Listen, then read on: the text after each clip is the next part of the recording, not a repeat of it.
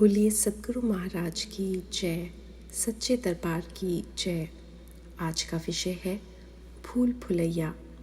ना पूछो कौन है, क्यों राह में लाचार बैठा है। मुसाफिर है, सफ़र करने की हिम्मत हार बैठा है। एक मुसाफिर हताश है, निराश है, ऐसे में वह दो दंश सकता है। एक तो पीछे छूट जाने का गम, दूसरा आगे बढ़ने के मानसिक दबाव में चरित्र से समझौता। यह दोनों दंश मिलकर घोर विषमताएं पैदा कर सकते हैं, व्यक्ति को हर स्तर पर रोगी बना देते हैं। इस स्थिति में रोगी की ज़रूरत है कि वह उपयुक्त मार्गदर्शन की तलाश करे। एक कवि ने सच्ची ही बात कही है, हर मोड़ नई एक उलझन है, कदमों का संभलना मुश्किल है। वह साथ ना दे तो धूप तो क्या, साए में भी चलना मुश्किल है।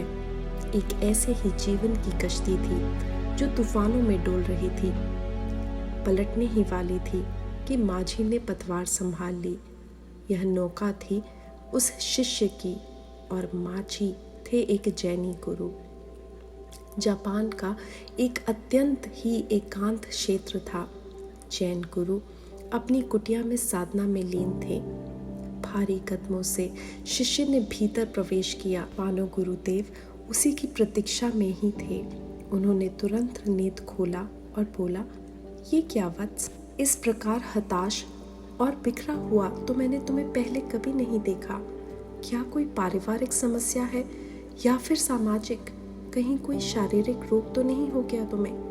इतना कहकर गुरु मौन हो गए, मानो शिष्य को समय दे रहे हों ताकि वह अपने भावों को शब्दों का जामा पहना पाए।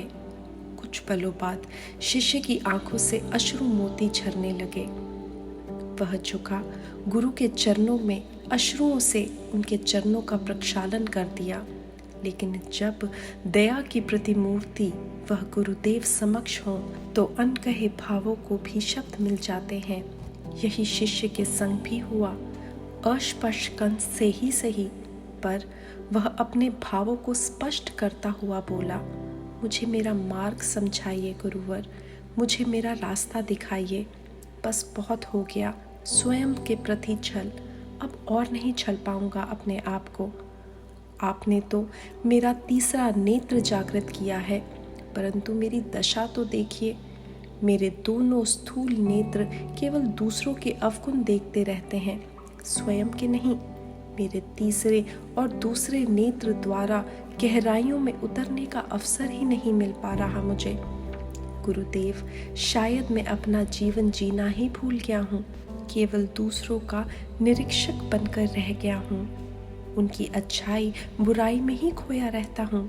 गुरुदेव ने शिष्य को मुस्कुराकर देखा, मानो मन के सारे अवसाद कहने को उसे प्रोत्साहित कर रहे हों। शिष्य कहता ही गया, गुरुवर, मेरी पुरानी सोच, बीमार मानसिकताएं किसी को दिया कष्ट ना जाने क्यों मुझे झकझोर कर रख देती है। कैसे भुलाऊं उन स्मृतियों को जो मुझे आगे बढ़ने ही नहीं देती। किसी का चेहरा, किसी की परछाई तो किसी के बच्चन का स्वर यकायक मुझे झंझोड़ कर रख देते हैं। हर और किसी का अनजाना भय रहता है। मुझे मुक्त कीजिए गुरुवर, मुझे मुक्त कीजिए।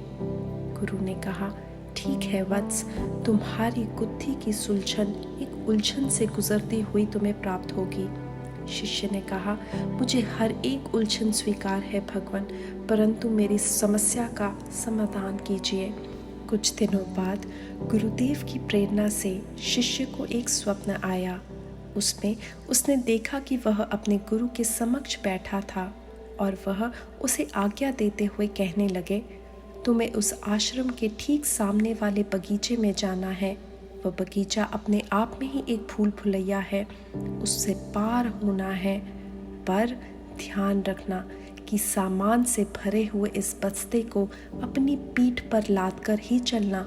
इसमें तुम्हें एकाग्रता और संतुलन प्राप्त होगा। शिष्य ने जैसे ही बस्ते को हाथ में लिया तो उसके आश्चर्य का ठिकाना ही नहीं था। जिस बस्ते को गुरुदेव ने इतनी सरलता से उसे पकड़ाया था, वह बस्ता बेहद भारी था।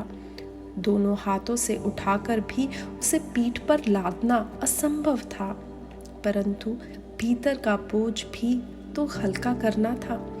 इसलिए शिष्य ने अपनी पीठ पर उस बस्ते को लाद लिया।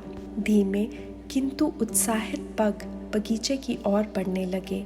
जैसे ही शिष्य ने बगीचे में प्रवेश किया, वहां पारदर्शी दीवारों का किला खड़ा पाया। यह अद्भुत किला अपने आप में ही एक भूल भुलैया था। शिष्य अपनी झुकी कमर पर बस्ता टांगे आगे बढ़ता चला गया। अभी 2 कदम ही आगे बढ़ाए थे कि एक दीवार के सामने टकरा के बैठ गया। तभी ख्याल आया, गुरुवर कहते थे, आगे जाने वाला मार्ग सुगम नहीं होता, धैर्य से रास्ता खोजना पड़ेगा। शिष्य संभल कर फिर उठ खड़ा हुआ। अभी कुछ मार्ग ही तय किया था कि सामने पारदर्शी दीवार में एक द्वार नजर आया। खुशी की बात थी यह कि कुछ लोग उस द्वार से बहुत आसानी से गुजर रहे थे। साधक ने भी निश्चित किया कि मैं भी उसी दीवार से निकल जाऊंगा, पर यह क्या, पांव में एक ऐसी चोट लगी मानो शिला से जाकर टकराई हो। साधक पांव पकड़कर ठहर गया। मन में प्रश्न उठा, वह गुजर सकते हैं तो मैं क्यों नहीं? क्या उनका मार्ग मेरे मार्ग से अलग है? अरे, उन्हें तो दीवार ने रोका ही नहीं, तो मुझे क्यों? अंतर्द्वंद का शोर शिष्य में जोर जोर से उठने लगा। कमाल की बात तो यह थी कि जैसे जैसे अंतर्द्वंद बढ़ रहा था, वैसे वैसे कंधे पर लदा हुआ बस्ता अधिक से अधिक भारी होता चला गया। शिष्य ने कहा, ओह, असहनीय है ये बोझ, नहीं उठाया जा रहा मुझसे, क्या करूं? शिष्य धड़ाम से नीचे गिर पड़ा और सोचने लगा, आखिर इस बस्ते में भरा क्या है? ईंटें, पत्थर या लोहा? भीतर जा के देखता हूँ। पर गुरु ने कहा था कि बस्ता खोलना नहीं चाहिए। शिष्य ने बस्ता आखिर खोल ही लिया। विशाल काया फूला हुआ बस्ता जब खोला तो ये क्या, कुछ नहीं, कुछ भी नहीं, केवल हवा ही थी उसमें। फिर यह बोझ कैसा? यह जानलेवा वजन किसका था? उफ, एक और उलझन। बोंधुनाथ की तरह वह सर खुजा उठा।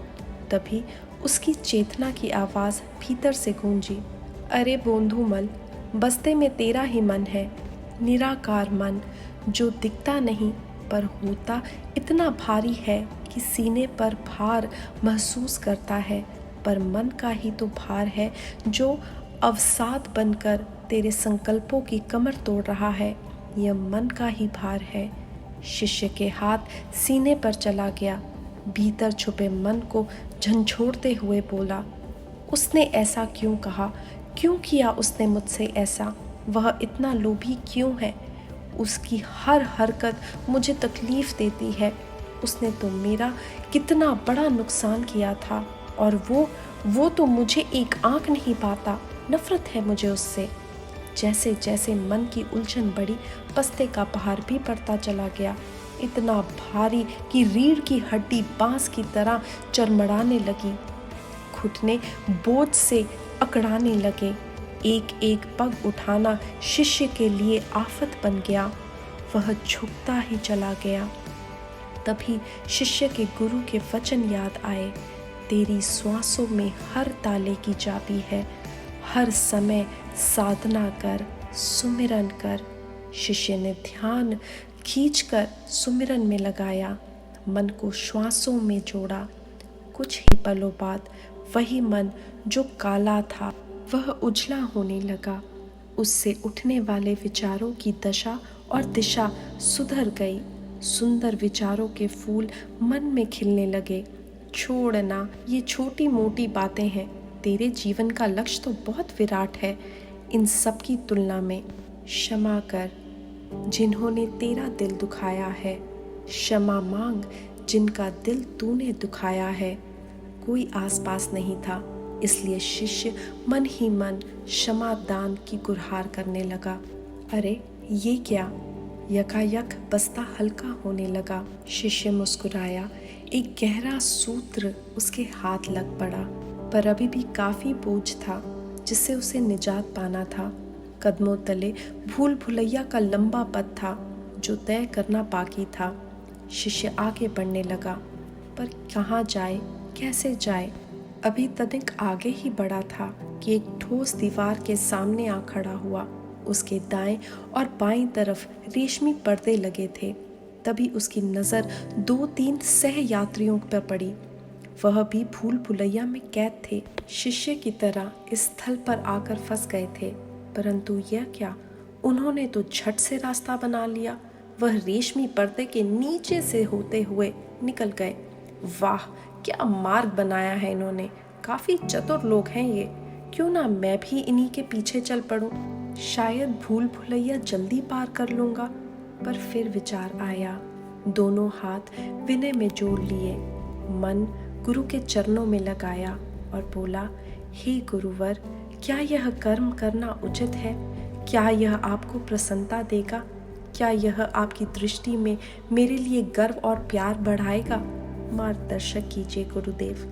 प्रार्थना पूर्ण भी नहीं हुई थी, तभी साधक के ज़मीर की आवाज़ आई, नहीं नहीं, ये चतुराई नहीं, बेईमानी है। गुरुदेव ने मुझे भूल भुलैया से सही मार्ग खोजने के लिए भेजा है। मैं पथ भ्रष्ट नहीं हो सकता, अनुचित मार्ग का चयन नहीं कर सकता। साधक में सकारात्मक संकल्प अभी ठाना ही था।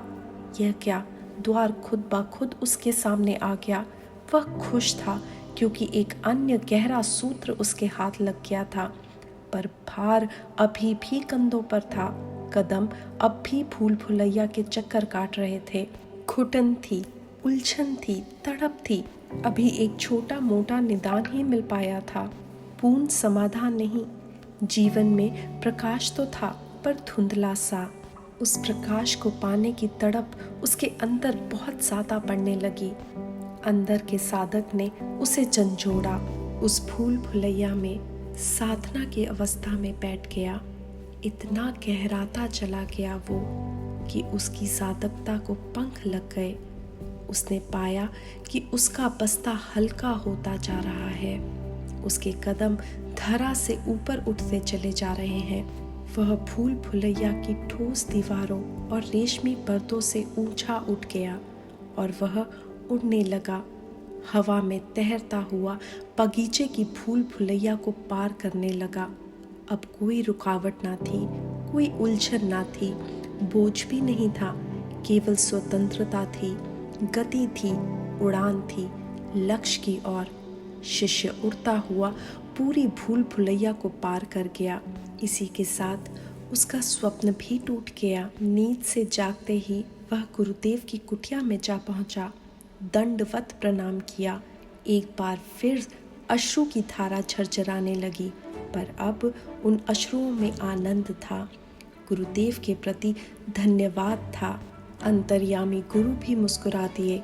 दोनों के मध्य एक संवाद भी चला। गुरुदेव ने पूछा, वत्स, कैसा रहा तुम्हारा अनुभव? शिष्य ने कहा, अनुभव बहुत अद्भुत था गुरुदेव, बहुत ही गूढ़।